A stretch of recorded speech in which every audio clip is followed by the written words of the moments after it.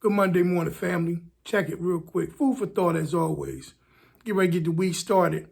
And I was reflecting on a conversation that I had over the weekend. And it brought me to the point where I wanted to make another quick video. I was sitting there and I was thinking about when was the first time I ever even heard the term entrepreneur. And for me, I was thinking and said, I believe I was almost grown by the time I even heard that term.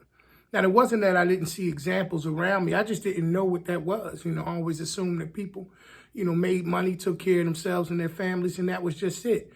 But the term entrepreneur, I didn't remember even hearing about that until I was older. So as opposed to just going with my own history and knowledge of that situation, I asked a few family members, when was the first time they ever heard the term entrepreneur? And they turned around and said, wow, it had to be around the time that I was in college. And not even at the early part of college, but well into their college career. And it was crazy because the irony of it is obviously it started to make me then reflect on some of the other things that I did pay attention to. When we was kids back in grade school, remember when they used to tell you could be anything? And some of the anythings that they showed you, if you were a boy, was a athlete, was a firefighter, or a police officer, or maybe even possibly a doctor or something like that. And if you were a lady or young female, they would show you stuff like nurses, and maybe they'd show you a female doctor every now and then, but mom and different things like that. So they didn't kind of dive into even explaining that there was a possibility that there was something that they could have dreamed up, imagined, and became themselves. So it made me think. I said, wow, do I have some work to do? And yeah, I do. I do have some work to do. Not in my own home. Me and my wife go above and beyond to make sure that we show our girls that, you need to have your own element of who you are and your ability to be able to create for yourself and not always be, waiting for a handout or waiting for someone to be able to tell you what your worth is.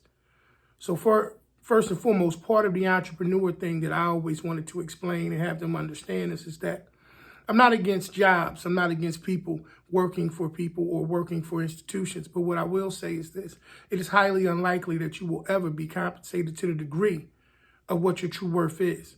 So to understand what an entrepreneur is and understanding that that is more or less geared beyond just what a person think you are worth.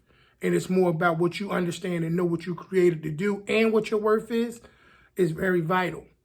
So I'll say all that to go ahead and wrap this thing up and say this. Listen, I don't know when everyone else heard the term. But like I said, that was late into my educational career. Make it your business to at least explain what an entrepreneur is. Set examples. Show them. Even if it's not something that you do per se on your own, allow your kids to understand that there is an avenue and a path that they can take that is geared upon them being their own boss. As always, give them a well-rounded diet. That's what food for thought is all about. Giving them a well-rounded diet of different things that they may or may not be exposed to for one reason or another. As always, appreciate the time. Y'all be safe. Have a good rest of your week. Peace.